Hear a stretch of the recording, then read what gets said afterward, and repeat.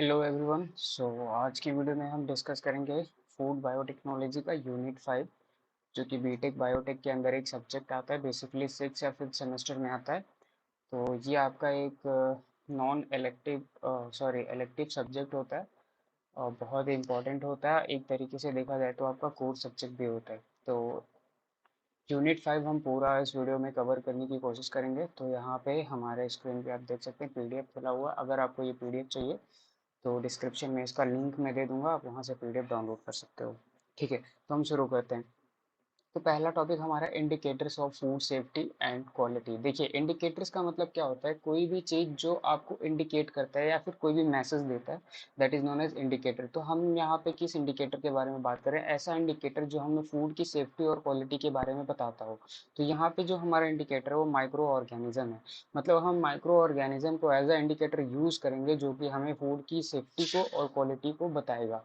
अब देखिए, यहाँ पे दिया हुआ है माइक्रो ऑर्गेनिज्म सिंगल स्पीसीज भी हो सकते हैं और ग्रुप ऑफ स्पीसीज भी हो सकते हैं, जिनको हम कंसीडर करते हैं।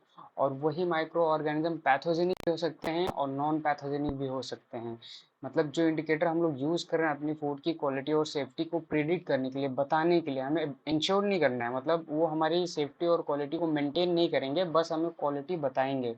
तो वो पैथोजेनिक भी हो सकते हैं, नॉन पैथोजेनिक। पैथोजेनिक मतलब ऐसे बैक्टीरिया या फिर माइक्रोब्स जो डिजीज कॉज कर सकते हैं, और नॉन पैथोजेनिक देखा जाए तो ऐसे जो डिजीज कॉज नहीं कर सकते हैं। तो indicators organism is equal to index organism. Indicator organism को ही इंडेक्स ऑर्गेनिज्म भी बोला जा सकता है। ये क्वेश्चन आपका 2 नंबर में आ सकता है एक ही टाइम पे एग्जाम में।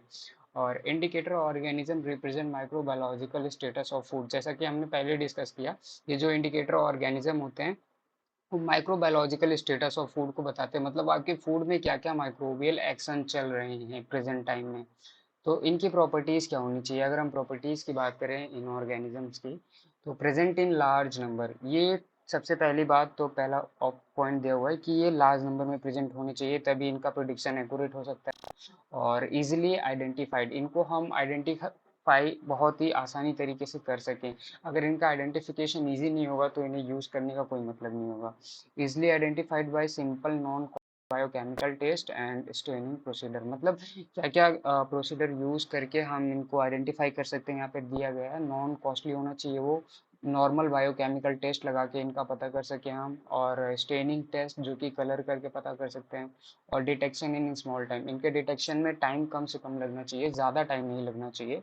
और नॉन पैथोजेनिक, जैसे कि हमने पहले बात किया, पैथोजेनिक भी होता है, नॉन पैथोजेनिक। तो हम कोशिश ये करते हैं कि नॉन पैथोजेनिक हो, क्योंकि कभी भी टेस्टिंग करने के टाइम अगर ये पैथोजेनिक होता है तो हो सकता है वो जो वर्कर है या फिर जो भी टेस्टर है उसे प्रॉब्लम हो सकती है। तो हम कोशिश यही करेंगे कि हमारे जो इंडिकेटर माइक्रो ऑर्गेनिजम्स हैं वो नॉन पैथोजेनिक हों। तो अब देखिए हमारे पास क्या एग्जांपल्स यहाँ पे कॉमनली यूज इंडिकेटर ऑर्गेनिज्म। कौन कौन से इंडिकेटर ऑर्गेनिज्म है जो कॉमनली हम लोग यूज करते हैं? तो पहला एग्जांपल है एंटेरियोबैक्टीरियेसी, ये पहला एग्जांपल है। और दूसरा मेसोफिलिक एंड एरोबिक बैक्टीरिया। मतलब ऐसे बैक्टीरिया जो मेसोफाइल्स होते हैं, जो कि 35 डिग्री सेल्सियस के टेम्परेचर के बिटवीन लाई करते हैं, ऐसे बैक्टीरिया। और एरोबिक बैक्टीरिया जो बेसिकली ऑक्सीजन कंडीशन में ग्रो करते हैं। और Staphylococcus species and Salmonella species, इनके स्पीसीज भी हम कंसिडर कर सकते हैं। और अगला हमारे पास है ईस्ट एंड मोल्ड, ये बैक्टीरिया भी हो सकता है। और लिस्टीरिया स्पीसीज, मतलब ये सारे बैक्टीरिया हैं जिनको हम एज ए इंडिकेटर यूज कर सकते हैं टेस्टिंग के लिए। तो इंडिकेटर ऑर्गेनिज्म, देखिए ये बताते हैं सेल्फ लाइफ। ठीक है, self life, pathogenicity of micro organism. ये हमारे फूड की सेल्फ लाइफ को बताएंगे कि जो हमारा फूड है उसका सेल्फ लाइफ कितना है, वो कितनी देर तक हम उसको स्टोर कर सकते हैं खराब हुए बिना। और उसके बाद वो क्वालिटी को बताते हैं, हमारी फूड की क्वालिटी क्या है, क्या उसमें अभी भी किसी तरीके का कंटामिनेशन या फिर हैजार्डियस प्रोडक्ट सब्सटेंस प्रेजेंट है या नहीं। तो ये हो गया हमारा बेसिक क्या होता है इंडिकेटर माइक्रो ऑर्गेनिज्म। ये आपका पूछा जा सकता है 2 नंबर में, इससे ज़्यादा नहीं पूछा जाएगा। अभी हमारे पास अगला टॉपिक है हमारा HACCP। देखिए HACCP का जो फुल फॉर्म होता है hazard analysis critical control point. आपको ये फुल फॉर्म याद रखना है। ये सिर्फ फुल फॉर्म ही AKTU के एग्जाम में 2 नंबर में आ सकता है, तो आपको बहुत ही ध्यान से देखना है। Hazard analysis critical control point, इसी फुल फॉर्म में इसका पूरा का पूरा जो है डेफिनेशन छुपा हुआ है। ठीक है, तो हम बात करते हैं WI national agency advisory committee, national advisory committee. So हमने देखा कि ये HACCP नेशनल एडवाइजरी कमेटी के थ्रू डेवलप किया गया था 1995 में, माइक्रोलॉजिकल क्राइटेरिया फॉर फूड, ठीक है।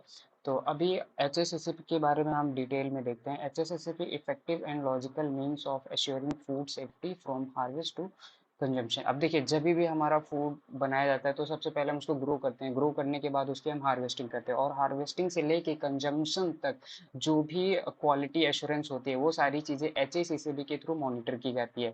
जैसे कि फॉर एग्जांपल शुगर केन, तो शुगर केन को जब एग्रीकल्चरल फील्ड से हार्वेस्ट किया जाएगा तब से लेकर उसको शुगर में कन्वर्ट करने तक की जितने भी प्रोसेसेस होते हैं उसके बीच में, उसको HACCP मॉनिटर करती है, ताकि वहाँ पे कोई भी कंटामिनेशन ना हो और हमारा जो फूड हो वो सेफ हो और सिक्योर हो, उसकी क्वालिटी मेंटेन हो, उसमें कोई भी पैथोजन ना हो। अब देखिए, हम एक एक वर्ड का मतलब समझते हैं। एच मतलब हैजार्ड टू हेल्थ, मतलब हेल्थ के लिए हमारे हानिकारक, हार्मफुल टू आवर हेल्थ। और एनालिसिस मतलब किसी भी चीज़ को स्टडी करना, okay. And C means critical, critical मतलब बहुत ही ज़्यादा खतरनाक, या कह सकते हैं विच इज़ नॉट मतलब acceptable, which is not acceptable. और कंट्रोल मतलब चीज़ों को कंट्रोल करना, अगर कोई भी चीज़ हार्मफुल हो रहा है तो हमें उसे किस तरीके से कंट्रोल करना है, ओके। तो यहाँ पे कंट्रोल के लिए हम देख सकते हैं कंडीशंस को कंट्रोल किया जा रहा है, such as temperature, moisture, light, इन सारी चीज़ों को कंट्रोल कंडीशन में यूज़ किया जा रहा है for the processing of food. And point point position, position in the process मतलब किसी भी प्रोसेस में हम जो भी चीज़ें करते हैं उसको एक स्पेसिफिक पॉइंट पे करते हैं, तो यहाँ पे इसके बारे में बात हो रहा है। अभी हमारा आगे देखते हैं, यहाँ पे लिखा है CDCP, centre for disease control and prevention. देखिए, CDCP ने एक डेटा दिया था कि किस तरीके से हम लोग अफेक्ट हो रहे हैं पोल्यूटेड फूड की वजह से। तो यहाँ पे ये बताइए, डेटा बहुत ही पुराना है, ये डेटा अपडेटेड हो गया है, आप गूगल से चेक कर सकते हो। 48 million people suffer from the food borne illness. देखिए, 48 मिलियन पीपल, जस्ट इमेजिन, इतने लोग फूड बॉर्न इलनेस मतलब डिजीज से अभी भी सफ़र कर रहे हैं। और 1,28,000 पीपल हॉस्पिटलाइज्ड, मतलब ये डेली हॉस्पिटलाइज होते हैं, डेली पर डे, ये वर्ल्ड वाइड का रेशियो है अगर देखा जाए। तो 1,28,000 पीपल हॉस्पिटलाइज मतलब हॉस्पिटल में एडमिट होते हैं, और 3,000 people die every day just because of this food borne diseases. मतलब ये जो फूड से फैलने वाली डिजीज होती हैं इनकी वजह से पर डे जो होती हैं 3,000 डेथ होती हैं। तो ये था डेथ रेशियो। अब देखिए, हम बात करते हैं HACCP के पोटेंशियल के बारे में, जो कि हमारा अगला टॉपिक है। अभी हम ये HACCP के अंदर ही पढ़ रहे हैं। तो देखिए, क्या चीज़ें होती है, बायोलॉजिकल होता है, मतलब पोटेंशियल, हज़ार्ड पोटेंशियल कैसे कैसे होती है हमारी। तो पहला तो हमारा बायोलॉजिकल होता है, फिर केमिकल होता है, फिर फिजिकल होता है। ये सारे होते हैं जो हमारे फूड में क्या होता है, पैथोजेनिसिटी कॉज करते हैं। तो बायोलॉजिकल में हमारे कुछ माइक्रो ऑर्गेनिजम्स आ जाएंगे और कुछ इंसेक्ट आ जाएंगे। तो माइक्रो ऑर्गेनिजम्स के नाम दिए हुए हैं, Salmonella, E coli, Clostridium, vibrio और वायरस टॉक्सिन्स। ये सारी चीज़ें हमारे बायोलॉजिकल फैक्टर आ गए जो हमारे फूड को कंटामिनेट करते हैं। और केमिकल की बात करें तो प्रिजर्वेटिव्स, सैनिटाइजर्स और पेस्टिसाइड्स, ल्यूब्रिकेंट, ये सारी चीज़ें हमारे फूड को कंटामिनेट करते हैं, क्योंकि कभी भी हम फूड को लंबे टाइम के लिए अगर स्टोर करते हैं तो हम उसमें प्रिजर्वेटिव ऐड करते हैं। तो प्रिजर्वेटिव कभी कभी क्या होता है, एक्स्ट्रा अमाउंट में हो जाता है, तो हमारे फूड को कंटामिनेट कर देता है।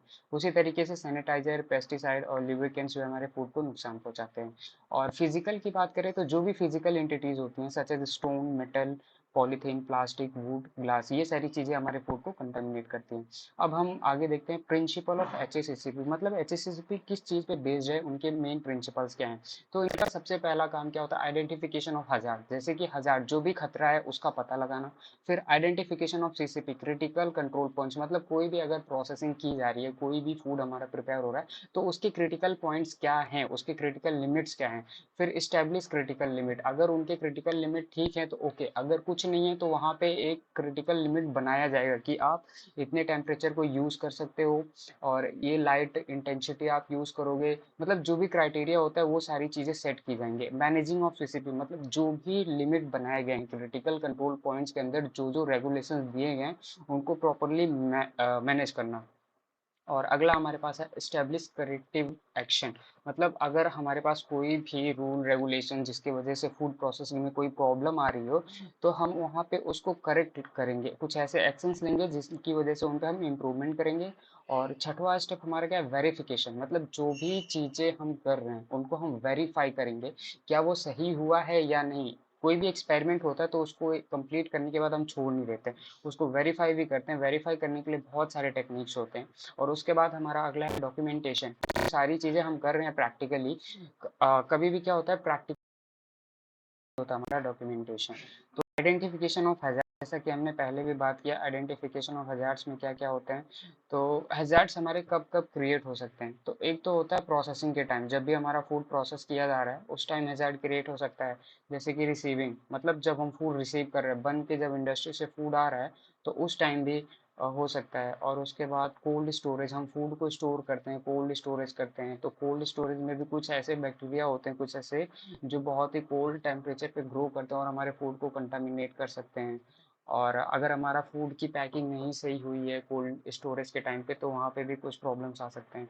कुकिंग में भी कुछ ऐसे बैक्टीरिया होते हैं, इफेक्ट हो सकते हैं। कुछ प्रोसेसेस हमारे प्रॉब्लमेटिक हो सकते हैं, जैसे कि हमने टेम्परेचर ज़्यादा दे दिया या फिर ऑयल जो हमने यूज़ किया उसकी क्वालिटी ख़राब है, तो इन सारी चीज़ों से। और वही होता है सेम प्रिपेयरिंग में, और पैकेजिंग शिपिंग हमारा सेम है। जो प्रॉब्लम रिसीविंग में आता है वही एग्जैक्ट प्रॉब्लम हमारा पैकेजिंग और शिपिंग में आएगा। तो बायोलॉजिकल में क्या क्या चीज़ें हो सकती हैं जो हमारे फूड को नुकसान कर सकती हैं, पहले हमने देखा वहाँ पे कुछ माइक्रोब्स के एग्जांपल थे, पर यहाँ पे दिखाया जा रहा है बैक्टीरिया ऑन रॉ प्रोडक्ट, मतलब हमारा जो रॉ मटेरियल है उस पर बैक्टीरिया अफेक्ट कर सकता है, बैक्टीरियल ग्रोथ आ सकता है। और केमिकल तो हमने पहले डिस्कस कर लिया है, पेस्टिसाइड और सैनिटाइजर्स और प्रिजर्वेटिव्स, ये सारी चीज़। और फिजिकल में हमने देखा है ग्लास, मेटल, प्लास्टिक, तो ये सारी चीज़ें होती हैं।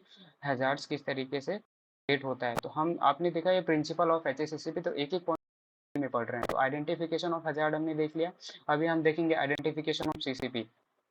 तो in this step we identify a particular point from receiving to shipping at which hazardous substance is identified. तो यही बता रहे हैं कि हमारा जो रिसीविंग से शिपिंग तक है, जब भी कोई फूड बनाया जाता है तो मतलब उसको हम इंडस्ट्री में बनाते हैं, इंडस्ट्री में बनाने के बाद उसको शिप करते हैं और कस्टमर के पास वो जाके रिसीव होता है। तो अगर इसके बीच में कोई कंटामिनेशन या फिर कोई हजार्डियस सब्सटेंस हो रहा है तो उसको हम आइडेंटिफाई करते हैं under the identification of CCP.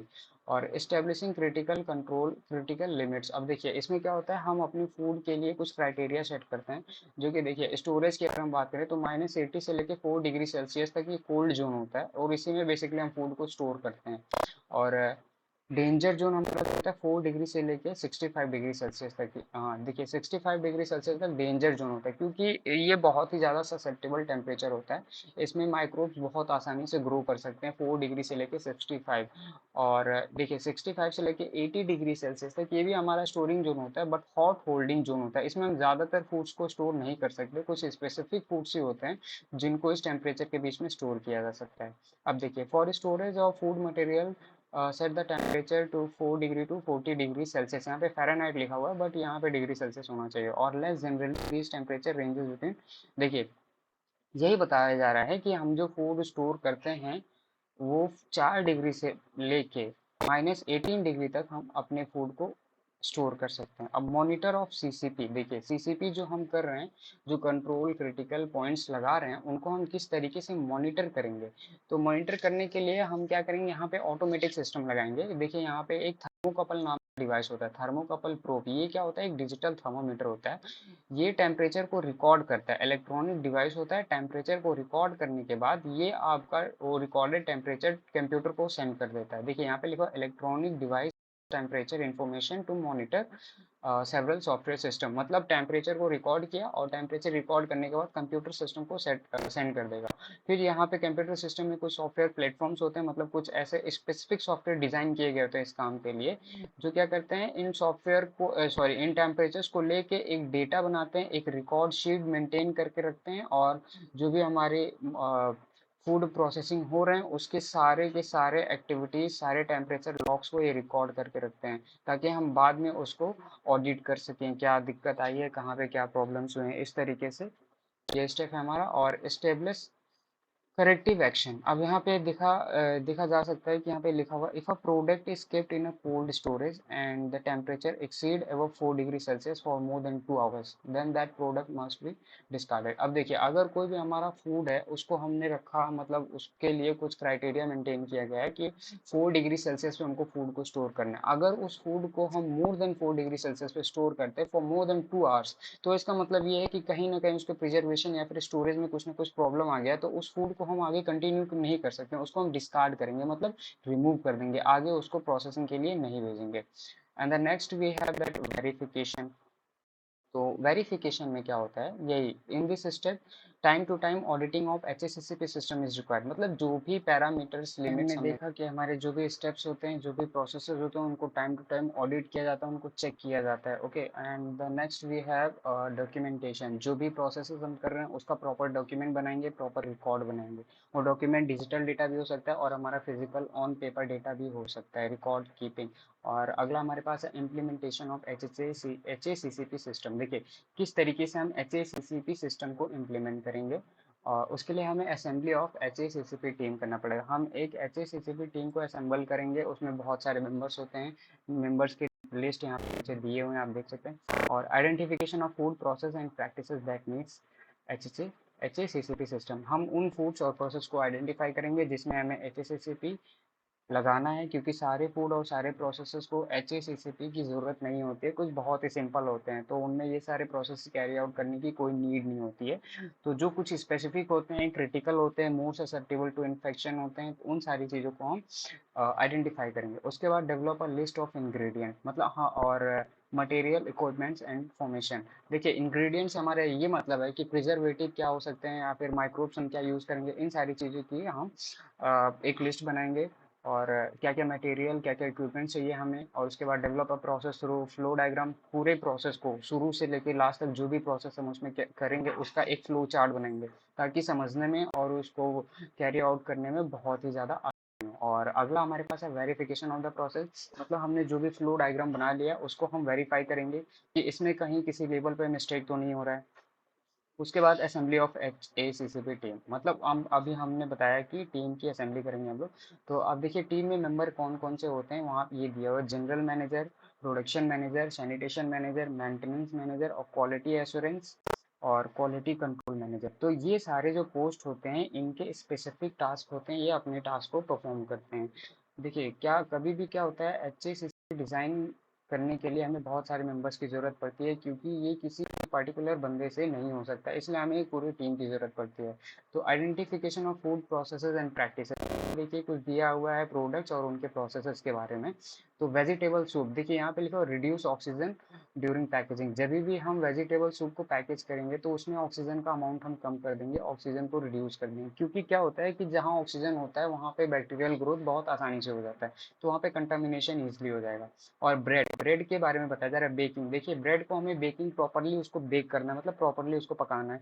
अगर वो हाफ बेक्ड रह गया तो वहाँ पे बैक्टीरियल ग्रोथ के चांसेस बहुत ज़्यादा हो जाते हैं। और सॉसेज, सॉसेज को हम किस तरीके से प्रिजर्व कर सकते हैं, स्मोकिंग। स्मोकिंग एक टेक्निक होता है जहाँ पे हम एक कुछ पार्टिकुलर टाइप के वुड्स होते हैं, लकड़ी होते हैं, उनको जला के उनके स्मोक को यूज़ किया जाता है वहाँ पे बैक्टीरियल इन्फेक्शन को प्रिवेंट करने के लिए और क्वालिटी, फूड की क्वालिटी को एनहांस करने के लिए।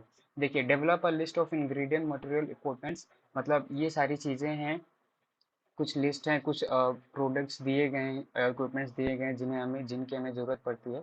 तो in listing of different equipment, recipes, formulation, ingredients, scale और thermometer and electricity, pH meter, weighing balance, some chemical, ETC, इन सारी चीज़ों की ज़रूरत पड़ती है HACCP सिस्टम को असेंबल करने के लिए। Develop a process through flow chart. अब देखिए फ्लो चार्ट के थ्रू हम प्रोसेस डेवलप करेंगे। हमारा देखिए यहाँ पे क्या है, receiving of raw material. Raw material को हमने रिसीव किया तो या तो उसको स्टोर कर देंगे या फिर इमीडिएट उसकी प्रिपरेशन करेंगे। तो प्रिपरेशन की तरफ देखते हैं। प्रिपरेशन करेंगे, सारे मटेरियल्स को इकट्ठा करेंगे, उनको रेडी करेंगे, फिर उसके बाद कुकिंग करेंगे, फिर उसकी हम क्वालिटी एश्योरेंस और क्वालिटी कंट्रोल में चेकिंग करेंगे प्रॉपरली। उसके बाद उसको पैक करके फिर कमर्शियलाइज कर देंगे, मतलब मार्केट में भेज देंगे इसको। ठीक है। और तो ये हो गया हमारा develop a process through flow chart, ये हमारा फ्लो चार्ट देख लिया। और यहाँ पे verification, last verification is done to check the above discussed step during the food preparation. अभी ये वेरिफिकेशन हमारा टॉप लास्ट स्टेप है, जिसमें हम देखेंगे कि जो भी हमने प्रोसीजर्स कैरी आउट किए हैं, जो भी काम हमने करा है, उसमें कहीं कोई एरर तो नहीं हुआ, किसी पैरामीटर में कोई मिस तो नहीं हुआ। तो ये सारी चीज़ें हो जाती हैं मेरे वेरिफिकेशन के अंदर। तो ये हो गया हमारा 10 नंबर का क्वेश्चन।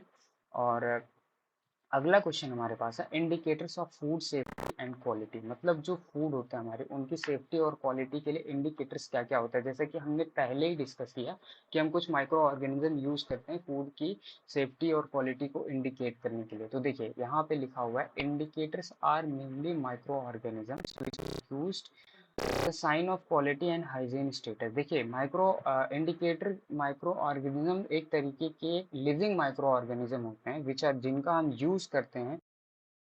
ये indicator micro organism so micro organism होते हैं जो हमें हमारे फूड की क्वालिटी, सेफ्टी, हाइजीन की स्टेटस के बारे में बताते हैं। ओके, और they are also known as index organism, उनको इंडेक्स ऑर्गेनिज्म भी बोले जाते हैं, कहे जाते हैं। और they are important component of microbial testing program conducted by regulatory agencies and food. देखिए रेगुलेटरी एजेंसी, फूड एजेंसी वो सारी एजेंसीज होती हैं जो किसी भी फूड मैन्युफैक्चरिंग इंडस्ट्री में जाके वहाँ पे ऑडिट करती हैं, वहाँ पे चेक करती हैं, ठीक है, कि क्या क्या प्रोसीजर सही करे जा रहे हैं। तो उनके लिए ये इंडिकेटर कंपोनेंट एक बहुत ही इसेंशियल कंपोनेंट होते हैं। इंडिकेटर माइक्रो ऑर्गेनिज्म उनके लिए बहुत ही इसेंशियल कंपोनेंट होते हैं, इन्हीं का यूज करके वो टेस्टिंग करते हैं।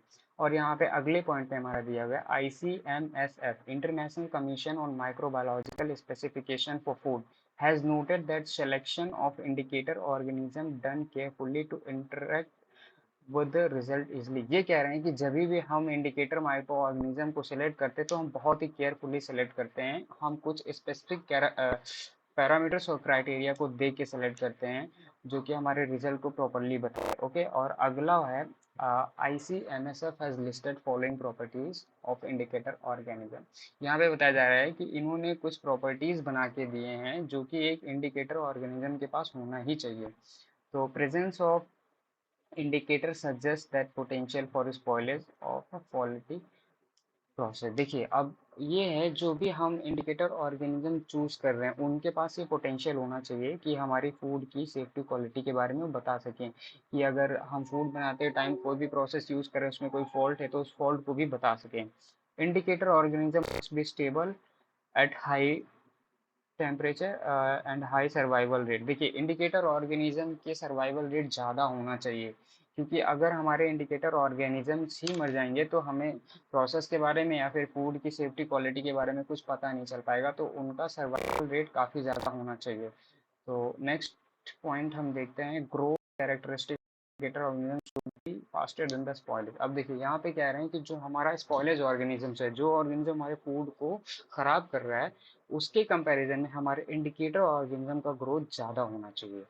Okay, and the next point that we have is identifiable characteristic of indicator organism should be stable। मतलब ऐसे कैरेक्टर्स, जिन कैरेक्टर्स की वजह से हम अपने इंडिकेटर्स को, इंडिकेटर ऑर्गेनिजम्स को आइडेंटिफाई कर रहे हैं, वो स्टेबल होने चाहिए, वो कैरेक्टर्स चेंज नहीं होने चाहिए। अगर वो character time to time change होते रहेंगे तो हम उन्हें आइडेंटिफाई ही नहीं कर पाएंगे, तो उनको यूज करने का कोई मतलब नहीं रह जाएगा। तो अगला हमारे पास है method of detection of indicator organism should be easy.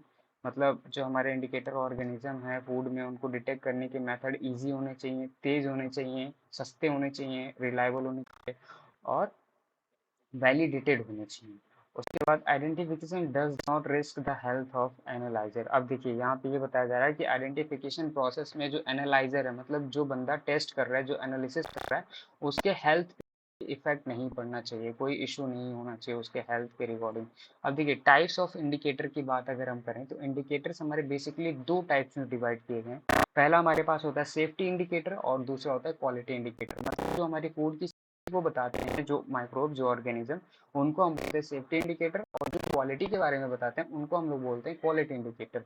देखिए तो सेफ्टी इंडिकेटर के बारे में हम थोड़ा डिटेल में पढ़ते हैं। Use to predict food safety, मतलब फूड की सेफ्टी के बारे में हमें वो बताएंगे कि फूड हमारे लिए कितना सुरक्षित है, हम उसको कंज्यूम कर सकते हैं नहीं कर सकते। If safety indicator test is negative then food is safe. देखिए सेफ्टी इंडिकेटर टेस्ट अगर हमारा नेगेटिव आता है तो हमारा फूड सेफ है, and if safety indicator present a small amount food will be safe. अगर देखिए अगर हमारे फूड सेफ्टी में, सॉरी, फूड टेस्टिंग में सेफ्टी इंडिकेटर्स के अमाउंट थोड़ा कम है, मतलब ज़्यादा अमाउंट में नहीं है, थोड़े अमाउंट में है, तो हमारा फूड ठीक है। अगर वहीं पे इनके अमाउंट ज़्यादा हो गए, दैट लार्ज अमाउंट में अगर ये पाए गए, तो हमारा वो फूड वेस्ट हो जाए होगा, उस फूड को हम यूज़ नहीं कर सकते, वो फूड हमारे लिए हार्मफुल होगा। अब वहीं पे हम क्वालिटी की बात करें तो they are use to predict microbial composition and quality of food. ठीक है, वो बताते हैं कि फूड में कितने माइक्रोब्स हैं और फूड की क्या क्वालिटी है, क्वालिटी के बारे में। तो देयर प्रेजेंस, उनके प्रेजेंस को हम जज कर सकते हैं on the basis of sensory receptors. मतलब सेंसरी रिसेप्टर्स का यूज करके हम उनको प्रिडिक्ट कर पाएंगे, जैसे कि टेस्ट, एरोमा मतलब उसकी खुशबू, टेक्सचर, कलर। ठीक है, तो इन सारी चीज़ों का यूज करके हम उसकी क्वालिटी के बारे में बता पाएंगे। और अगला हमारे पास है it is used to predict shelf life of the product. Quality indicator के हेल्प से हम फूड की सेल्फ लाइफ को भी बता सकते हैं। ओके, एंड द नेक्स्ट नीचे कुछ स्पेसिफिक तरह के माइक्रो ऑर्गेनिजम्स हैं जो हम इंडस्ट्री में यूज़ करते हैं फूड की सेफ्टी और क्वालिटी को पता करने के लिए, उनको प्रिडिक्ट करने के लिए। तो कोलीफॉर्म बैक्टीरिया, पहला हमारे पास क्या है, coliform bacteria. Detection of coliform bacteria on the surface of production environment और ऑन सॉलिड फूड। देखिए, जो हमारे पास सॉलिड फूड होते हैं या फिर सरफेस जहाँ पे हम अपने फूड को प्रोड्यूस कर रहे हैं, बना रहे हैं, वहाँ पे कंटामिनेशन चेक करने के लिए, वहाँ की हाइजीनिक कंडीशन को चेक करने के लिए हम कोलीफॉर्म बैक्टीरिया का यूज़ करते हैं। ओके, और एग्जाम्पल कोलीफॉर्म बैक्टीरिया का हमारा ई कोलाई, स्केरिया कोलाई। और उसके बाद test perform to detect coliform bacteria. और इसको डिटेक्ट करने के लिए मतलब सॉलिड फूड पे या फिर सरफेस पे जहाँ पे हमारी फूड प्रोसेसिंग हो रही है, उसको टेस्ट करने के लिए हमारे पास जो टेस्ट है, positive lactose reaction, negative oxidase reaction, ये दो तरीके के टेस्ट होते हैं जिनको हम करते हैं कोलीफॉर्म बैक्टीरिया का प्रेजेंस डिटेक्ट करने के लिए। और अगला हमारे पास है enterobacteriaceae. Okay, enterobacteria gram negative rod shape bacteria. ये ग्राम नेगेटिव होते हैं और इनका जो स्ट्रक्चर होता है वो रॉड शेप होता है। इसमें से कुछ मोटाइल होते हैं, मतलब जो मूवमेंट कर सकते हैं, जो एक प्लेस से दूसरे प्लेस पे ट्रांसलोकेट कर सकते हैं। यहाँ पे बताया जा रहा है कि इंटेरियो बैक्टीरिएशी आर गुड इंडिकेटर, मतलब ये बहुत अच्छे इंडिकेटर होते हैं when monitoring environmental and hygienic condition. Environmental और हाइजीनिक कंडीशन को देखने के लिए, बताने के लिए, प्रिडिक्ट करने के लिए ये बहुत अच्छे तरीके के इंडिकेटर्स होते हैं। Production facility because they are readily inactivated by sanitizers. Production facility में हम हाइजीन चेक करने के लिए, वहाँ की इन्वायरमेंटल कंडीशन को चेक करने के लिए इनका यूज़ करते हैं, क्योंकि इनको हम सैनिटाइजर्स के हेल्प से आसानी से इनएक्टिवेट भी कर सकते हैं ताकि हमारे फूड को कोई प्रॉब्लम ना कॉज कर पाए। But when sanitization is inadequate, मतलब जब हमारा सैनिटाइजेशन अच्छे से नहीं होता है, तो they can colonize in the processing plant, मतलब हमारा जो प्रोसेसिंग प्लांट है वहाँ पे अपनी कॉलोनीज बना सकते हैं, मतलब अपने नंबर को मल्टीप्लाई करके बहुत ही ह्यूज अमाउंट में प्रेजेंट हो सकते हैं वहाँ पे। और इसका एग्जांपल क्या है, सेल्मोनेला एंटेरोबैक्टर।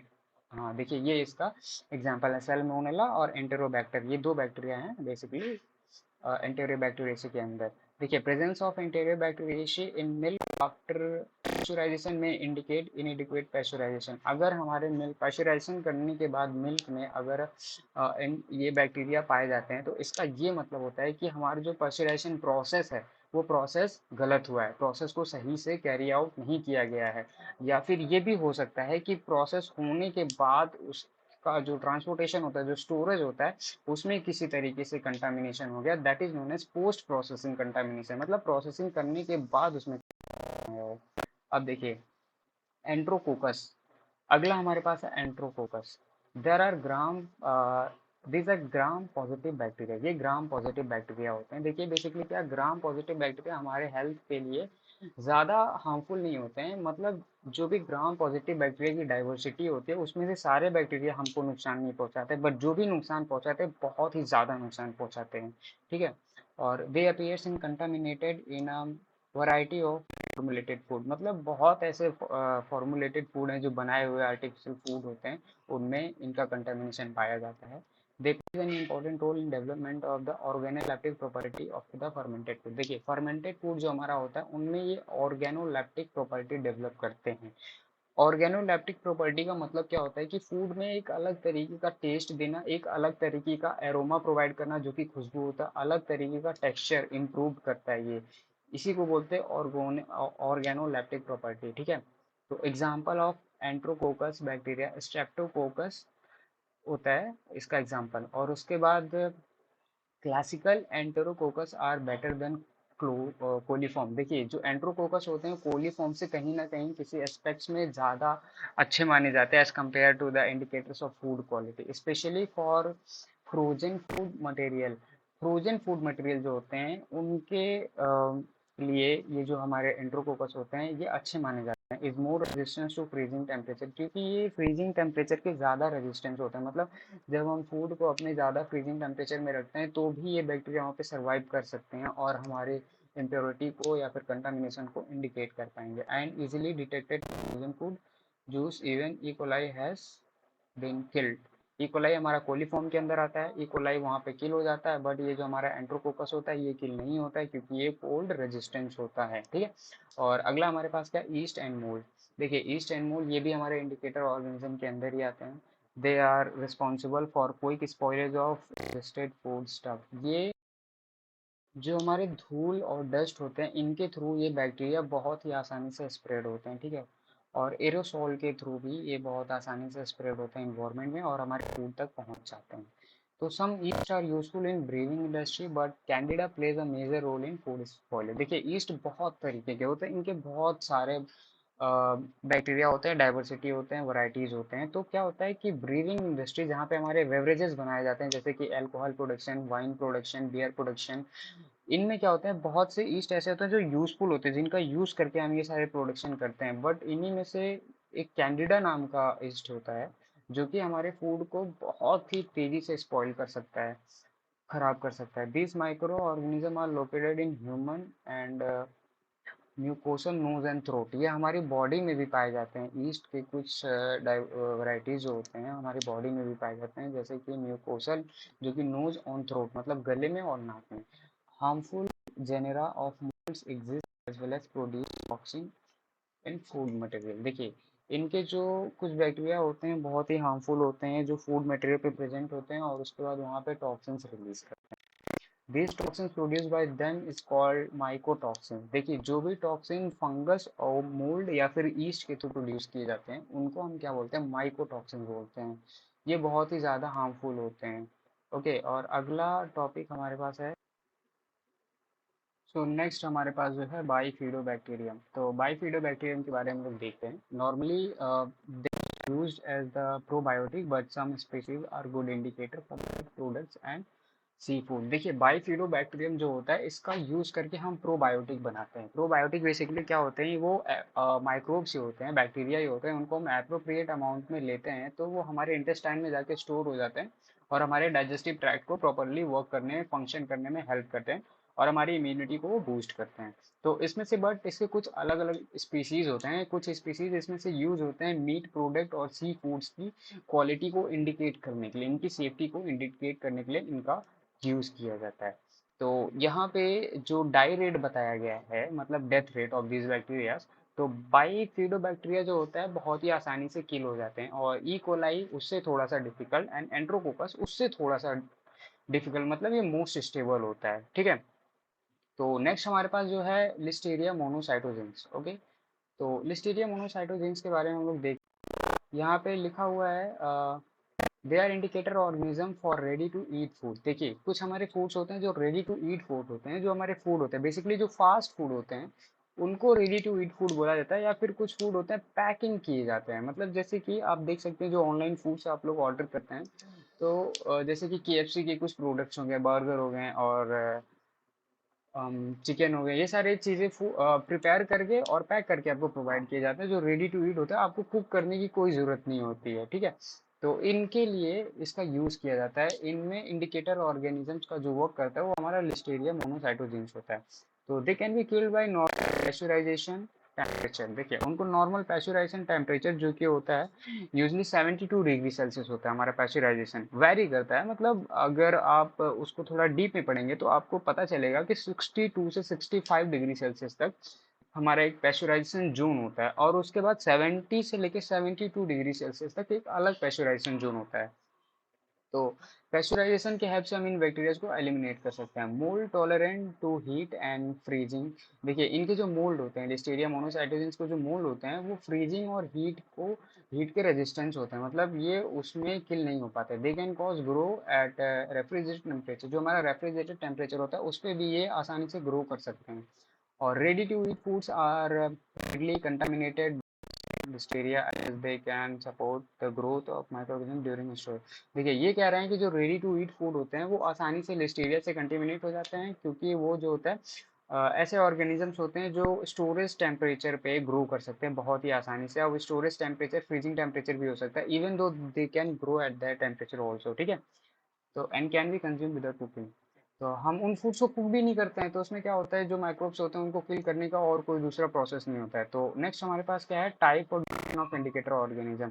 टेस्ट क्या क्या टेस्ट हमारे पास हैं? तो हमारा एक है TPC total plate count method and APC aerobic plate count method. ये दो टेस्ट हम लोग यूज करते हैं इनको काउंट करने के लिए। जो हमारे लिस्टेरिया मोनोसाइटोजिन्स है इनको काउंट करने के लिए हम ये दो मेथड यूज करते हैं। और एक और है हमारा rapid test that is PCR, इनका यूज किया जाता है।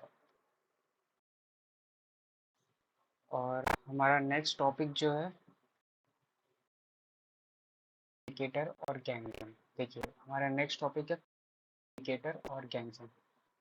तो फीकल इंडिकेटर ऑर्गेनिज्म बेसिकली होता क्या है? ऐसे इंडिकेटर ऑर्गेनिज्म जो फीकल के अंदर प्रेजेंट होते हैं। अब फीकल क्या होता है? फीकल ह्यूमन का सॉलिड वेस्ट होता है, ठीक है। जो ह्यूमन सॉलिड जो वेस्ट एक्सक्रीट करता है, ठीक है, थ्रू एनस, उसको हम लोग बोलते हैं फीकल। और फीकल के अंदर जो बैक्टीरिया पाए जाते हैं, ठीक है, और उनका हम as a indicator organism use करते हैं। तो उन ऑर्गेनिजम्स को हम बोलते हैं फीकल इंडिकेटर ऑर्गेनिज्म। देखिए यहाँ पे fecal use to for agriculture. देखिए यहाँ इसका मतलब ये है कि फीकल इंडिकेटर बैक्टीरिया का हम लोग यूज करते हैं वाटर की क्वालिटी को चेक करने के लिए, उसकी सैनिटरी क्वालिटी को, मतलब वो कितना साफ सुथरा है, उसकी क्वालिटी को देखने के लिए हम फीकल इंडिकेटर का यूज करते हैं, ताकि हम उस वेस्ट वाटर को दोबारा से यूज कर पाए, जैसे कि इंडस्ट्रियल कर पाए और एग्रीकल्चरल पर्पज के लिए यूज कर पाए। और भी बहुत सारे पर्पजेज होते हैं, जैसे पर्पजेज हम उस वाटर को यूज कर पाए रिसाइकल। टॉपिक जो हमारे पास है gastrointestine of human being and warm blooded animals. देखिए क्या होता है कि ये जो बैक्टीरिया होते हैं हमारे नहीं पाए जाते हैं। इंटेस्टाइनल ट्रैक्ट, बॉडी का जो एलिमेंट्री कैनाल होता है उसके अंदर में जो स्मॉल इंटेस्टाइन और लार्ज इंटेस्टाइन होता है बहुत सारे बैक्टीरिया पाए जाते हैं, ठीक है। और भी जितने भी वार्म ब्लडेड एनिमल्स होते हैं, मतलब जिनके ब्लड का टेम्परेचर ज़्यादा होता है, अराउंड 37 डिग्री सेल्सियस होता है, उन एनिमल्स के गैस्ट्रो इंटेस्टाइनल ट्रैक्ट में ये बैक्टीरिया पाए जाते हैं। The general in general these bacteria cause no harm. Actually क्या होता है, ये ह्यूमन बॉडी के अंदर पाए जाते हैं, तो ह्यूमंस को ये हार्म नहीं करते हैं बैक्टीरिया, तो हमारे लिए बैक्टीरिया सेफ होते हैं। Okay, point that we have with feces, मतलब हम जो फीकस डिस्चार्ज उसी के साथ में इन्वायरमेंट में रिलीज होते हैं and will expose to a variety of environmental that ultimately cause their death. अब जब ओपन इन्वायरमेंट में वो आते हैं तो वहाँ पे बहुत सारे कंडीशंस होते हैं, जैसे कि high temperature, high pH, sunlight, तो उसकी वजह से वो उन्हें डील नहीं कर पाते, उस कंडीशन में वो सर्वाइव नहीं कर पाते, तो उनकी डेथ हो जाती है। And the next that we have normally they can not grow in external environment. जैसा कि हमने बात किया कि ओपन इन्वायरमेंट में आते वो मर जाते हैं, उनका डेथ हो जाता है, तो इस वजह से वो ओपन इन्वायरमेंट में ग्रो नहीं कर पाते हैं, because they are adapted to live intestinal tract, क्योंकि उनका एक पर्टिकुलर एडॉप्टेशन हो जाता है गैस्ट्रो इंटेस्टाइनल ट्रैक्ट में रहने के लिए, वो एडॉप्ट कर लेते हैं वहाँ पे। और कॉज ऑफ देयर डेथ, जैसे कि वो बाहर आते तो ऐसे कौन कौन से फैक्टर होते हैं जिनकी वजह से उनका डेथ? पास सनलाइट है, सनलाइट की इंटेंसिटी बाहर ज़्यादा होती है, ऑब्वियसली बाहर होती है, हमारे बॉडी के अंदर सनलाइट तो होता नहीं है, तो बाहर होता है और उसकी इंटेंसिटी ज़्यादा होती है, तो इसकी वजह से ये इफेक्ट क्रिएट करता है उनके बॉडी पे, माइक्रो ऑर्गेनिज्म पे। और टेम्परेचर की वजह से कंपटीशन बैक्टीरिया इन्वायरमेंट में, और भी बहुत सारे बैक्टीरिया प्रेजेंट होते हैं। और उसके बाद हमारे पास है predation by protozoa with other small organism, वो एक कंपटीशन विद अदर बैक्टीरिया का ही पॉइंट है ये। और उसके बाद टॉक्सिक इंडस्ट्रियल वेस्ट। देखिए हमारे पास से जो टॉक्सिक इंडस्ट्रियल वेस्ट आता है उस इन सब चीज़ों का हम मैनेजमेंट कैसे करते हैं, तो यहाँ पे ये बताया गया, it is use that pathogenic bacteria survive better than fecal bacteria. देखिए जो करते हैं वो बहुत अच्छी तरह से survive compare to the fecal bacteria. Indicator वाले जो बैक्टीरिया होते हैं वो उतना अच्छा सर्वाइव नहीं कर पाते हैं। Organism therefore bacteria it indicate the है कि जो हमारे पैथोजेनिक बैक्टीरिया होते हैं उनका सर्वाइवल रेट बहुत ज़्यादा होता है, और हमारे जो फीकल इंडिकेटर बैक्टीरिया होते हैं उनका सर्वाइवल रेट कम होता है। तो अगर कहीं किसी सिचुएशन में, किसी भी केस में हमारे फीकल बैक्टीरिया अमाउंट है वो ज़्यादा है, तो इससे हमें क्या पता चलता है कि वहाँ पे जो पैथोजेनिक बैक्टीरिया है उसका अमाउंट भी बहुत ज़्यादा होगा। ठीक है। और जेनेटिकल इंडिकेटर ऑर्गेनिजम्स होते हैं, उनको डिटेक्ट करने के जनरल टेस्ट क्या होता है, तो हमारे पास, तो हम वो टेस्ट देखते हैं। यहाँ पे पहला पॉइंट जो दिया हुआ है वो उतना वैल्यूएबल नहीं है। देखिए यहाँ पे लिखा हुआ है फीकल इंडिकेटर बैक्टीरिया।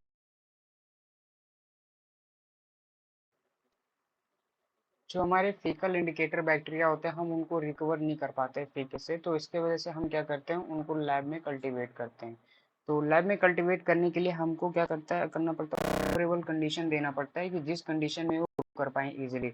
हमारा जो एक्सटर्नल इन्वायरमेंट होता है उसमें वो ग्रो नहीं कर पाते हैं, तो हमें उन्हें क्या करना पड़ता है, फेवरेबल कंडीशन देना पड़ता है उनकी ग्रोथ के लिए, growth of that indicators. Okay, indicator organism selection, और उनके लिए हमें कुछ स्पेशल सेलेक्टिव मीडिया प्रोवाइड करनी पड़ती है, यानी कि वो मीडिया जिसमें वो ग्रो कर पाएँ वही स्पेसिफिक मीडिया प्रोवाइड करना पड़ता है। In this test a specific amount of water sample is pass through a filter paper. अब इसमें क्या करते हैं हम, एक स्पेसिफिक अमाउंट ऑफ वाटर क्या करते हैं, फिल्टर पेपर से हम पास करते हैं।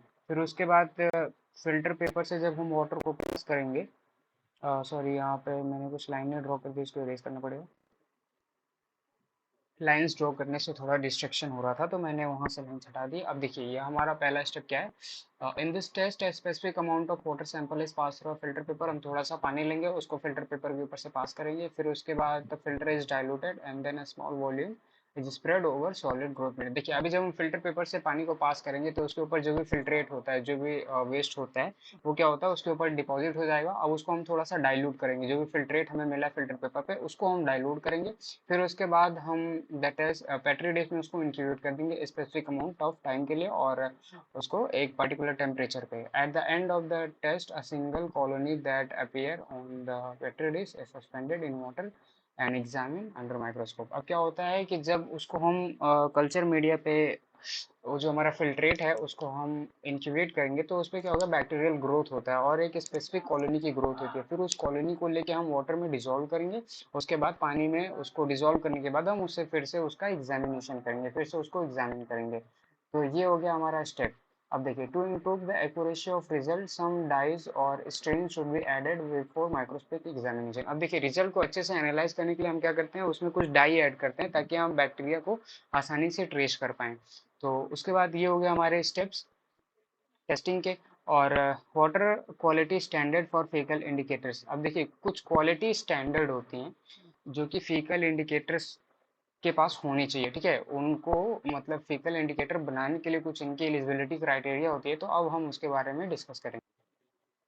अभी जो भी क्वालिटी स्टैंडर्ड सेट किए गए थे हम उनके बारे में देखते हैं। यहाँ पे बताया जा रहा है कि 1986 US EPA, US environmental protection agency propose coli as a standard fecal indicator organism for water. उन्होंने बताया कि जो ई कोलाई है वो स्टैंडर्ड फीकल इंडिकेटर ऑर्गेनिज्म है पानी के लिए। तो इनके भी कुछ क्राइटेरिया हैं। तो क्या है, standard was at a geometric mean concentration. जो भी स्टैंडर्ड उन्होंने सेट किया था वो एक जियोमेट्रिक मीन कंसंट्रेशन पे था। उसमें क्या होता है कि बताया जाता है कि 126 कॉलोनीज पर 100 ml ऑफ वाटर होनी चाहिए, मतलब 126 colonies of that E coli bacteria must be present पर 100 ml of the, okay, and was considered with gastrointestinal illness. ये देखा गया था कि 1000 इंडिविजुअल्स को अगर लिया गया था तो इस क्वांटिटी से 8 इंडिविजुअल जो थे उनको इलनेस हुआ था, गैस्ट्रोइंटेस्टाइनल इलनेस हुआ था। तो ये इंडिविजुअल टेस्ट लिया गया था।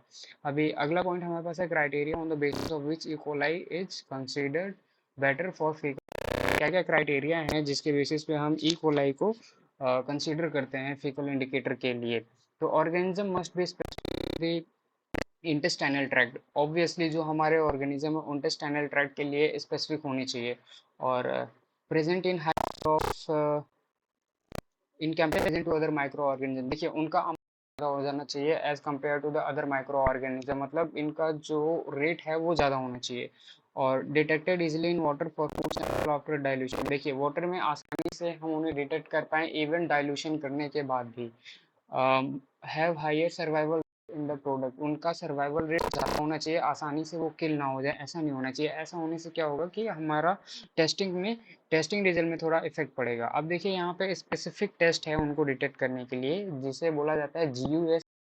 बीटा गैलेक्टोसिडेज ये एक एंजाइम होता है बेसिकली जो ई कोलाई प्रोड्यूस करता है। यहाँ पे commonly produced by almost all the strains of E coli, 90 to 90 strains इस एंजाइम को प्रोड्यूस करते हैं। तो इसको टेस्ट करने के लिए हमारे पास एक सबस्ट्रेट होना चाहिए जिसका नाम होता है एक्स ग्लूक, ठीक है। तो ये इसका पूरा नाम दिया हुआ है।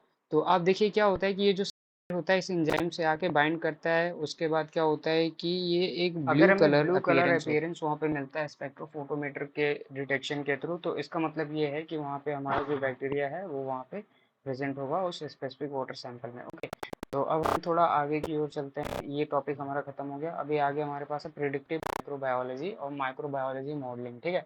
हमारा ये अगला टॉपिक है। तो इसमें क्या होता है कि ट्रेडिशनल माइक्रोबायोलॉजी होती है, मैथमेटिक्स होता है, स्टैटिस्टिक्स होता है और उसके बाद आईटी इंफॉर्मेशन टेक्नोलॉजी और कुछ सॉफ्टवेयर, इनको मिला के जो हमारा होता है प्रिडिक्टिव बायोलॉजी बनाई जाती है। देखिए, predictive biology is the integration of traditional microbiology, हमारा ट्रेडिशनल माइक्रोबायोलॉजी की जितने भी इंफॉर्मेशन है उनको मिलाए जाते हैं, और मैथमेटिक्स लिया जाता है और स्टैटिस्टिक्स लिया जाता है और फिर इंफॉर्मेशन टेक्नोलॉजी एंड सॉफ्टवेयर, इन सारी चीज़ों को मिला के जो बनता है वो क्या होता है हमारा प्रिडिक्टिव माइक्रोबायोलॉजी या फिर माइक्रोबायोलॉजी मॉडलिंग होता है, ठीक है। To predict and describe microbial behaviour in order to present food spoilage and food borne disease illness. देखिए, तो क्या होता है कि इनको मिला के हमारा एक सिस्टम बनता है जो कि माइक्रोबियल बिहेवियर को बताता है कि माइक्रोब्स किस तरीके से बिहेव करते हैं, उनका फंक्शन क्या होता है, किसी भी फूड को कैसे स्पॉइल करते हैं और उसको डिस्ट्रॉय करते हैं, और क्या होता है बीमारी कैसे कॉज करते हैं। तो इसके लिए यहाँ पे आप देख सकते हैं, यहाँ पे the behaviour of growth microbial population in food is determined the property and the storage condition। देखिए, जो बिहेवियर होता है माइक्रोबियल पॉपुलेशन का वो डिटरमाइन किया जाता है उनकी प्रॉपर्टी से, फूड की प्रॉपर्टी से, फूड की स्टोरेज कंडीशन से, क्योंकि बेसिकली स्टोरेज कंडीशन पे ही डिपेंड करता है। अगर हमारा जो फूड स्टोरेज है वो अनहाइजीनिक स्टोर किया है तो वहाँ पे माइक्रोबियल कंटामिनेशन के चांसेस बहुत ज़्यादा आ जाते हैं। तो इसे अवॉइड करने के लिए हमें वहाँ पे प्रॉपर हाइजीन और स्टोरेज को मेंटेन करना पड़ेगा। Effective of these properties can be predicted by the mathematical model obtained from the Cauchy quantitative studies as micro। देखिए, इस प्रॉपर्टीज के जो इफेक्ट्स होते हैं वो हम प्रेडिक्ट कर सकते हैं इन सारे मॉडल्स के हेल्प से, इन सारे मॉडल्स को स्टडी करके। अब यहाँ पे जो होता है माइक्रोबियल मॉडलिंग के 3 तरीके होते हैं।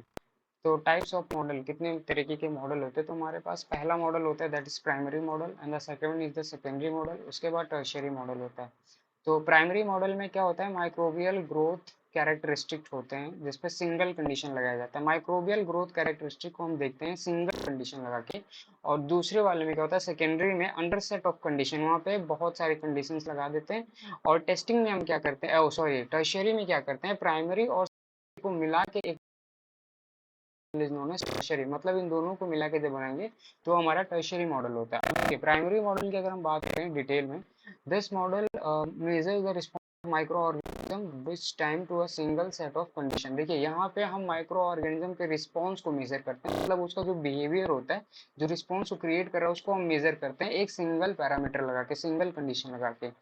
The response can be either by direct of the micro population density और indirectly by the measure of product microbial metabolism. अब क्या होता है कि हम उसके रिस्पॉन्स को डायरेक्टली मेजर कर सकते हैं, क्या रिस्पॉन्स वो क्रिएट कर रहा है माइक्रो को देख के, उसकी एक्टिविटी को देख के, या फिर उसके मेटाबॉलिक एक्टिविटी को देख के। मतलब मेटाबॉलिक एक्टिविटी जो भी उसके अंदर बायोकेमिकल रिएक्शंस होती हैं, जो भी प्रोडक्ट फॉर्म होते हैं, उनको देख के हम डिटरमाइन कर सकते हैं कि वो क्या प्रोड्यूस कर रहे हैं, कैसे फूड को स्पॉइल कर रहे हैं, क्या एक्टिविटी शो कर रहे हैं। और primary modelling include growth models, growth decline model और survival models, thermal activation model. तो ये सारे मॉडल्स होते हैं, ये हमारे प्राइमरी मॉडल के अंदर कंसिडर किए जाते हैं। अब हम बात करते हैं सेकेंडरी मॉडल। क्या होता है secondary model, this model indicates how parameters of primary model change with respect to two or more environmental. देखिए, हम से प्राइमरी मॉडल में सिर्फ एक पैरामीटर ले रहे थे, एक इन्वायरमेंटल कंडीशन ले रहे थे, बट यहाँ पे क्या करेंगे, हम बहुत सारे इन्वायरमेंटल कंडीशंस लेंगे। फॉर एग्जांपल एटमॉस्फेरिक प्रेशर लेंगे, एटमॉस्फेरिक ग्रोथ लेंगे, पीएच लेंगे, टेम्परेचर लेंगे, सॉल्ट की कंसंट्रेशन लेंगे, और सेकेंड फर्दर डिवाइडेड डायरेक्ट। अब जो हमारा सेकेंडरी मॉडल है वो भी दो तरीके में डिवाइड हुआ है, पहला डायरेक्ट है, दूसरा इनडायरेक्ट है।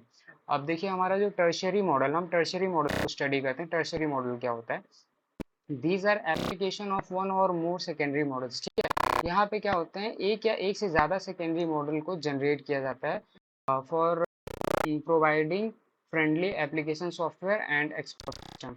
अभी देखिए, it is a software based model. ये बेसिकली क्या होता है, सॉफ्टवेयर बेस्ड मॉडल होता है। बेसिकली हमने जो अभी तक तीनों मॉडल पढ़े, प्राइमरी, सेकेंडरी और टर्शियरी, ये तीनों मॉडल ही क्या होते हैं, सॉफ्टवेयर बेस्ड मॉडल होते हैं। क्योंकि इनकी जो हम एनालिसिस और स्टडी करते हैं वो कंप्यूटर सिस्टम पे करते हैं। तो कंप्यूटर सिस्टम पे जो भी स्टडी परफॉर्म होती है वो बिना किसी सॉफ्टवेयर के पॉसिबल नहीं होता है। तो अगला हमारे पास है, दिस मॉडल इंक्लूड एल्गोरिथम।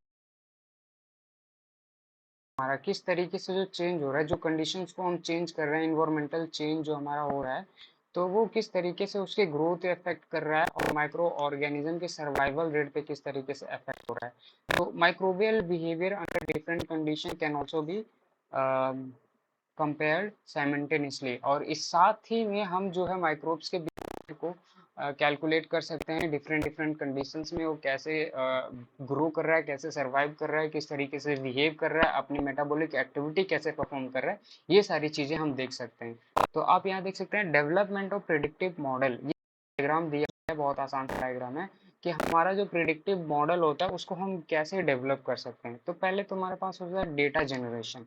हम डेटा लेते हैं, ठीक है, डेटा जनरेट करेंगे और उसके बाद प्राइमरी मॉडलिंग करेंगे, फिर सेकेंडरी मॉडलिंग करेंगे, फिर प्रोडक्ट वैलिडेशन करेंगे, फिर टर्शियरी मॉडलिंग करेंगे। मतलब हमने कुछ डेटा लिया, कुछ एक्सपेरिमेंट्स हो रहे हैं वहाँ से कुछ रिकॉर्ड लिए, जैसे कि ग्रोथ काइनेटिक्स का डेटा लिया और कंसंट्रेशन ऑफ माइक्रोब्स का डेटा लिया और वहाँ का पार्टिकुलर पीएच लिया, टेम्परेचर लिया, ये सारे डेटा हमने कलेक्ट किए। अब इन डेटा के बेस पे हम एक मॉडल बिल्ड करेंगे। फिर हम सेकेंडरी मॉडल की तरफ मूव करेंगे। प्राइमरी मॉडल में हम एक ही कंडीशन लगाएंगे उसके ग्रोथ को मेजर करने के लिए, उसकी एक्टिविटी को मेजर करने के लिए। सेकेंडरी मॉडल में हम क्या करेंगे, मल्टीपल कंडीशंस लगाएंगे। उसके बाद प्रोडक्ट वैलिडेशन करेंगे हम लोग, ठीक है, जो भी हमारा रिजल्ट आएगा उसको वैलिडेट करेंगे। फिर उसके बाद उसको लेके जाएंगे हम टर्शियरी मॉडलिंग पे। तो उसके बाद से जो हमारा रिजल्ट आएगा वो हमारा एक्चुअल रिजल्ट होता है जिसका स्टडी हम करते हैं। फिर प्रोडक्ट वैलिडेशन जो आप देख रहे हैं वो यहाँ पे एक्सप्लेन किया हुआ है। Predictive genetic parameter are compared to value obtained by the software system। देखिए, जो प्रिडिक्टिव वैल्यू होती है, जो वैल्यू हम प्रिडिक्ट कर रहे हैं उसके एक्टिविटी को देख के उस वैल्यू को सॉफ्टवेयर सिस्टम से जो ऑब्टेन्ड होती है उस वैल्यू से कंपेयर्ड कराया जाता है, फिर एक ऑप्टिमल रिजल्ट बनाया जाता है। अब देखिए यहाँ पे अगला टॉपिक है एप्लीकेशन ऑफ प्रिडिक्टिव माइक्रोबायोलॉजी। जो भी प्रिडिक्टिव माइक्रोबायोलॉजी हम पढ़ रहे हैं उसके क्या क्या एप्लीकेशंस हैं। तो HACCP जैसे कि पहले हमने डिस्कस कर लिया है, उसमें इसका बहुत इंपॉर्टेंट रोल प्ले करता है। मॉडलिंग करके हम माइक्रोब्स के बिहेवियर को डिटरमाइन करेंगे। तो माइक्रोब्स के बिहेवियर को डिटरमाइन करेंगे तो हमें ये भी पता चल जाएगा कि किस वजह से फूड स्पॉइल हो रहा है, उसकी सेफ्टी और क्वालिटी को अफेक्ट किया जा रहा है। फिर उसके बाद हम इसमें करते हैं रिस्क असेसमेंट। मतलब कोई भी अगर हम एक्सपेरिमेंट कर रहे हैं, कोई भी फूड प्रोसेसिंग कर रहे हैं, प्रिजर्वेशन कर रहे हैं, तो उसमें क्या रिस्क हो सकते हैं, उसमें कौन कौन से पैथोजन अपना जो है मेटाबॉलिक एक्टिविटी परफॉर्म कर सकते हैं, ये सारी चीज़ों की पॉसिबिलिटी को हम यहाँ पे देखते हैं, ठीक है। और फिर अगला हमारे पास है microbial self life study. Microbes की सेल्फ लाइफ को हम हैं, जैसे कि हमने देखा कि प्राइमरी और सेकेंडरी मॉडल में हम कुछ पैरामीटर दे रहे थे और उस पैरामीटर के बेस पे उसकी ग्रोथ को मेजर कर रहे थे। तो इन सारी चीज़ों को देख के हम इसकी सेल्फ लाइफ को स्टडी कर सकते हैं, ओके। और अगला हमारा जो है product research and development, analysis of the effect of food processing the safety. इससे हम क्या कर सकते हैं, रिसर्च कर सकते हैं कि क्या माइक्रोब हमारे किस फूड को कितना हार्म पहुंचा सकता है और कौन सा माइक्रोब क्या बेनिफिट्स दे सकता है।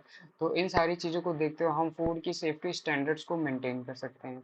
और एजुकेशनल पर्पस के लिए तो ऑब्वियसली यूज़ हो ही रहा है। Education of safety and growth, character of micro organism, type of food spoilage, illness related to food must be given, वही सारी चीज़ें बता रही हैं कि इससे जो डेटा हमारा ऑब्टेन्ड होता है उसको हम स्टडी करके हम उन नॉन टेक्निकल स्टाफ्स को बताएं जिनको इनके पैथोजेंस के बारे में नहीं पता है, ताकि वो अपने आप को इनके इन्फेक्शन से बचा पाएँ। ये सारी चीज़ें हैं। फिर उसके बाद है design of experiment. In this we can define the internal sampling and how samples are prepared and the number of experiments. देखिए, जो हम मॉडल कर रहे हैं उसका हम सैंपल कैसे प्रिपेयर करें, ये सारी चीज़ें इसमें बताई जाएंगी। और उसके बारे में तो डिटेल नहीं दिया गया है, खैर जितना है उतना मुझे लगता है इस टॉपिक के लिए काफ़ी है।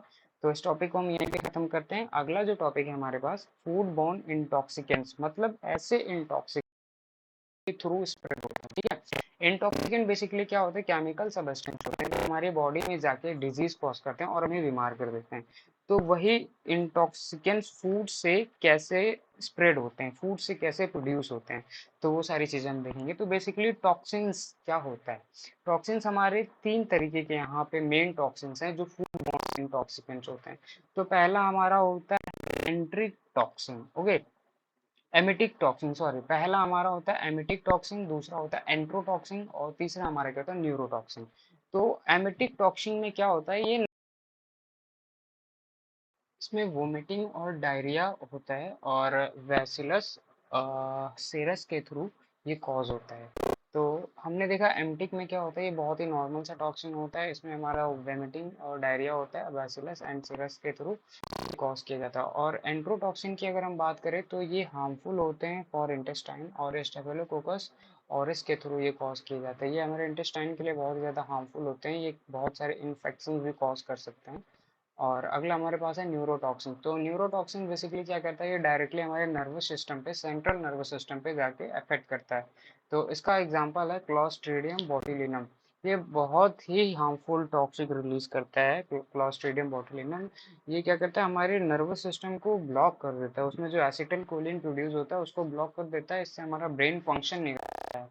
तो यहाँ पे हम देखते हैं food borne intoxication is caused by consumption of food और drink containing toxins produced by micro organism specially bacteria and fungus. तो देखिए फूड बॉर्न इंटॉक्सिकेशन होता कैसे है, जब भी हम कोई कंटामिनेशन फूड खाते हैं, कंटामिनेटेड फूड जिसमें क्या होता है कि इंटॉक्सिकेंट्स प्रेजेंस होते हैं जो कि माइक्रो ऑर्गेनिजम्स बैक्टीरिया फंगस के थ्रू प्रोड्यूस होते हैं, तो हमें ये सारी डिजीज हो जाती हैं। Toxins cause food borne disease such as, अब कौन कौन सी ऐसी फूड बॉर्न डिजीज हैं जो टॉक्सिन्स के थ्रू होती हैं, तो वहाँ पे देखते हैं।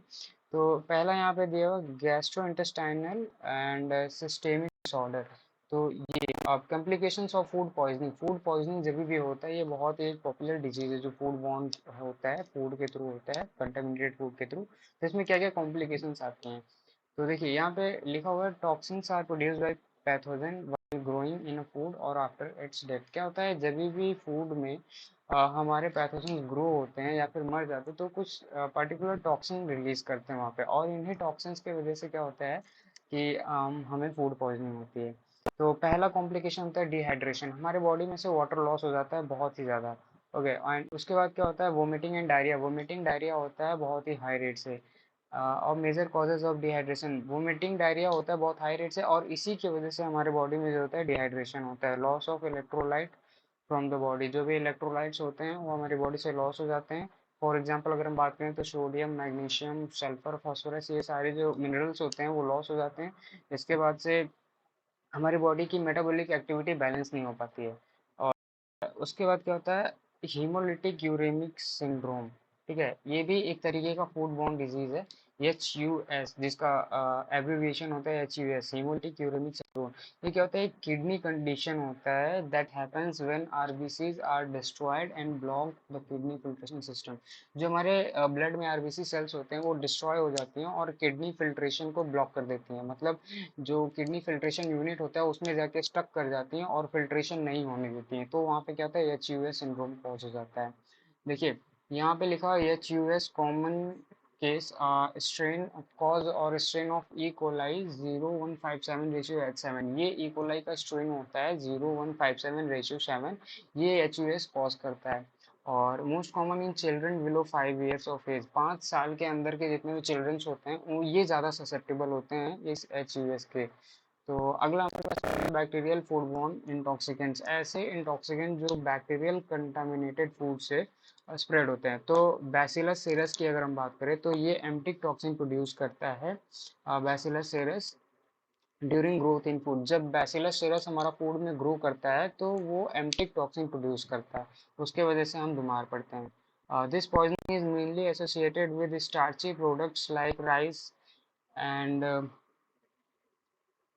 Sausage, flavour and pasta. तो ये सारे जो फूड प्रोडक्ट्स होते हैं इसमें ये बैसिलस सेरस ज़्यादा ससेप्टेबल होता है, ये उन फूड को इजीली कंटामिनेट करता है। और fast food is most common, fast food में भी जो होता है बैक्टीरियल कंटामिनेशन बहुत आसानी से हो जाता है। और The spores of Bacillus cereus survive during cooking when the rice is kept at a room temperature। तो जो बैसिलस सेरस का जो स्पोर होता है वो कुकिंग के टाइम भी सरवाइव कर लेता है, कुकिंग के बाद स्टोरेज में भी सरवाइव कर लेता है और रूम टेम्परेचर पे भी सरवाइव कर लेता है। मतलब इसका जो स्पोर होता है highly resistant to environmental factors होता है, वो बहुत आसानी से सरवाइव कर लेता है लॉन्ग टाइम के लिए। ये इसी को जब फेवरेबल कंडीशन मिलता है तो ये जर्मिनेट होकर हमारे फूड में टॉक्सिसिटी कर देता है, टॉक्सिन प्रोड्यूस करता है, जिसकी वजह से हम बेसिकली बीमार पड़ते हैं। तो the symptoms of emetic toxin develop with in 30 minute to 6 hour. अगर आपको एम्प्टिक टॉक्सिकेशन हुआ है तो उसके मिनट से लेके 6 आवर के बीच में आपको उसके सिम्टम्स देखने को मिल जाएंगे। और ये बता रहा है आफ्टर फूड कंज्यूम, मतलब जैसे आप फूड ले रहे हैं, फूड के थ्रू टॉक्सिन आपके बॉडी में जा रहा है, तो 30 मिनट्स के से 6 घंटे के बीच में आपको सिम्टम्स इसके देखने को मिल जाएंगे। Toxin producing strains can not grow below 10 degree Celsius. ऐसे स्ट्रेन 10 डिग्री सेल्सियस के नीचे ग्रो नहीं करते हैं, तो हमें फूड 10 डिग्री सेल्सियस के नीचे ही स्टोर करना चाहिए। और ये जो टॉक्सिन होते हैं अगर हायर बात करी जाए तो 121 डिग्री सेल्सियस पे 90 मिनट्स के लिए स्टेबल होते हैं। समझ गए? तो इसका मतलब अगर आप फूड को स्टेलाइज भी कर रहे हैं 121 डिग्री सेल्सियस पे तो 90+ मिनट्स आपको देने पड़ेंगे इसको किल करने के लिए। और हम बात करते हैं स्टेफेलोकोकस के बारे में, तो it produced enterotoxin and heat stable exotoxin. ये इंट्रोटॉक्सिन और हीट स्टेबल एक्सोटॉक्सिन क्रिएट करते हैं, प्रोड्यूस करते हैं। नॉट ऑल स्ट्रेन्स प्रोड्यूस इंट्रोटॉक्सिन, मतलब ये स्टेफेलोकोकस के जो सारे स्ट्रेन्स होते हैं ये एंट्रोटॉक्सिन्स नहीं प्रोड्यूस करते हैं, बट हालांकि कुछ ही स्ट्रेन्स प्रोड्यूस करते हैं। Normally cooking temperature can destroy S Aurus, इसका जो पूरा नाम है स्टेफेलोकोकस ऑरस है। ओके, तो इसमें क्या होता है कि इस नॉर्मली कुकिंग टेम्परेचर, मतलब जो कुकिंग टेम्परेचर होता है, जिस टेम्परेचर में हम अपना फूड कुक करते हैं उस टेम्परेचर पे ये किल हो जाते हैं, बट नॉट एंट्रोटॉक्सिन। इनके थ्रू जो एंट्रोटॉक्सिन प्रोड्यूस होते हैं वो डिस्ट्रॉय नहीं होते, बट इनको हम कुकिंग टेम्परेचर पे डिस्ट्रॉय कर सकते हैं। देखिए इनका जो काउंट होता है 10 raised to the power 5 viable cells of food necessary to cause illness. देखिए अब ये ऐसा नहीं है कि आपके फूड में थोड़े अमाउंट में प्रोड्यूस है तो आपको टॉक्सिसिटी कॉज कर देंगे। इनको टॉक्सिस करने के लिए मिनिमम 5 वाइबल्स होनी चाहिए पर ग्राम ऑफ फूड, तभी जाके आपको बीमार कर पाएंगे। अदरवाइज आपको इंटॉक्सिकेशन का कोई भी फर्क नहीं पड़ेगा आपकी बॉडी पे, just because of your immunity. और थर्ड हमारे पास क्लॉस्ट्रिडियम बोtulinum, जैसा कि हमने पहले बात किया, ये एक तरीके का न्यूरोटॉक्सिन होता है, बहुत ही डेंजरस होता है। तो food commonly associated with clostridium botulinum are fish, meat, chicken, infant food. देखिए ये सारे जो फूड होते हैं ये बहुत ही ज़्यादा ससेप्टेबल होते हैं क्लॉस्ट्रिडियम बोtulinum के। ये फूड इजीली इन्फेक्ट हो सकते हैं इसके टॉक्सिन से, जैसे कि fish, meat, chicken and infant food, मतलब वो फूड जो छोटे बच्चे खाते हैं, मतलब जो बहुत ही छोटे हैं उनको कंज्यूम, वो छोटे बच्चे कंज्यूम करते हैं, वो फूड इन्फेंट फूड के अंदर में आता है। तो देखिए spores of clostridium botulinum can contaminate fruits, vegetable, especially that are in close contact with cell। अब देखिए क्या होता है कि क्लॉस्ट्रिडियम बोटुलिनम, तो ये जो हमारा fish, meat, chicken, infant food को इन्फेक्ट तो करता ही है, उसके साथ साथ ये फ्रूट्स, वेजिटेबल को भी कंटामिनेट कर सकता है अगर ये फूड उस सेल के क्लोज कांटेक्ट में है तो। अब देखिए बोtulism जो है, ये बोटुलिज्म ये एक तरीके का टॉक्सिन है जो किसके थ्रू प्रोड्यूस किया जा रहा है, क्लॉस्ट्रिडियम बोटुलिनम। ठीक है, तो ये बहुत ही ज्यादा फेटल होता है, मतलब ये लाइफ थ्रेटनिंग होता है, इससे डेथ भी हो सकती है।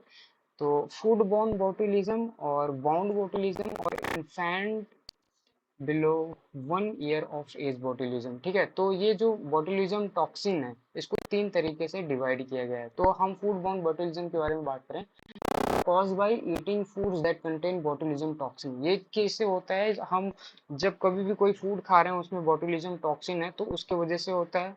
तो सिम्टम्स अपीयर, जब वो हमारे बॉडी के अंदर जाता है तो 18 से 36 घंटे के बाद उसका सिम्टम्स हमें देखने को मिलता है। और टॉक्सिन्स आर ऑब्जर्व पर test upper rest of intestine. देखिए जो टॉक्सिन्स होता है, जो हमारा upper part of small intestine होता है, वहाँ पे ये टॉक्सिन्स एब्जॉर्ब कर लिए जाते हैं, वहाँ से आगे नहीं जाता है, वहाँ से एब्जॉर्ब करके ब्लड सर्कुलेशन में आ जाता है ये। फिर उसके बाद ब्लड स्ट्रीम में रीच करता है, फिर बाइंड्स टू नर्वस सिस्टम, और नर्वस सिस्टम के से जाके बाइंड करता है ब्लड स्ट्रीम में आएगा, ब्लड स्ट्रीम से नर्वस सिस्टम में जाएगा, फिर क्या करेगा, एसिटल कोलिन जो रिलीज होता है उसको ब्लॉक कर देता है। फिर अर्ली सिम्टम्स इसके क्या होते हैं, डायरिया होते हैं, वोमिटिंग होते हैं और कॉन्स्टिपेशन होते हैं। फिर जो लेट वाले सिस्टम होते हैं वो क्या होता है, मसल्स पैरालिसिस होते हैं, विजुअल इम्पेयरमेंट होते हैं, मतलब अंधापन, दिखाई ना देना, और डिफिकल्टी इन स्वेलिंग, स्पीकिंग और ब्रीदिंग, ड्राई माउथ, ये सारे सिम्टम्स होते हैं इसके, अगर आपको बोtulism इन्फेक्शन हुआ है तो। और अगला हम देखते हैं वाउंड बोtulism, मतलब अगर आपको कहीं पे कुछ इंजरी हो गया उसके थ्रू ये बोtulism आपके बॉडी के अंदर जाता है तो क्या इफेक्ट होता है। तो cause by toxin produce in wound infected with C botulism, cause gas green after remain active in wound 1 and 2 week, it can pass in blood। जब इनका इन्फेक्शन होता है तो ज़्यादा हार्मफुल नहीं होता है, क्योंकि ये 1 से 2 वीक लेता है हमारे ब्लड स्ट्रीम में पास होने के लिए। जब तक ये जो टॉक्सिन होता है हमारे ब्लड ब्लड स्ट्रीम में नहीं जाता है तो ये हमारे लिए डेंजरस नहीं होता है, और 1 से 2 वीक बहुत ज़्यादा टाइम होता है। इसके पहले हम अपने वाउंड को स्टेरलाइज करके उसका प्रॉपर ट्रीटमेंट कर सकते हैं। और इन्फेंट की बात करी जाए तो cause by consuming food containing spores of botulinum bacteria which then grow in the intestine and release toxin। क्या होता है कि जो इन्फेंट फूड होता है उसमें अगर क्लोस्ट्रीडियम बोtulinum का स्पोर हो, मतलब अगर उसमें स्पोर हो तो ये क्या होता है, इन्फेंट के स्टमक में जाएगा, इंटेस्टाइन में, और वहाँ पे जैसे ही उसे फेवरेबल कंडीशन मिलेगा वो वहाँ पे ग्रो करेगा और टॉक्सिन रिलीज करेगा, उसके बाद इन्फेक्शन कॉज करेगा। After 1 year intestinal microflora develop and inhibit this growth. क्या होता है, 1 साल के बाद जो इन्फेंट होता है उसके इंटेस्टाइन में माइक्रोफ्लोरा डेवलप हो जाता है। जो माइक्रोफ्लोरा क्या करता है, इन स्पोर्स के डेवलपमेंट को इनहिबिट करता है, तो अंदर के जो बच्चे होते हैं उनके लिए बहुत ही ज़्यादा डेंजरस होता है। अब हम बात करते हैं माइकोटॉक्सिन्स की। ये एक अलग तरीके का टॉक्सिन्स होता है, जैसा कि हमने पहले बात किया, माइकोटॉक्सिन्स वो टॉक्सिन्स होते हैं जो फंगस के थ्रू प्रोड्यूस किए जाते हैं। ओके, तो toxigenic molds produce mycotoxin metabolite that are toxic to human.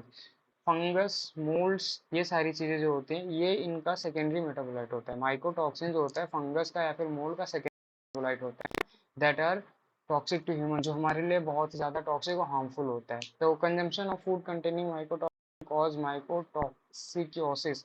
तो अगर हम ये माइकोटॉक्सिन कंटामिनेटेड फूड खाएंगे तो हमें ये टॉक्सिकोसिस नाम का डिजीज हो जाएगा।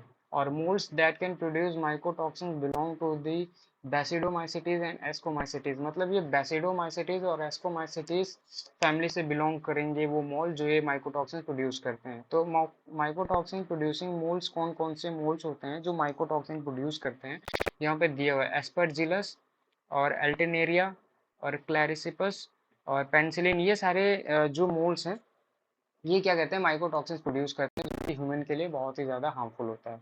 A number of factors can affect mycotoxins production. जैसे कि माइकोटॉक्सिन प्रोडक्शन होता है उसमें कई सारे फैक्टर्स हैं जो उनके अमाउंट को बढ़ा भी सकते हैं, घटा भी सकते हैं।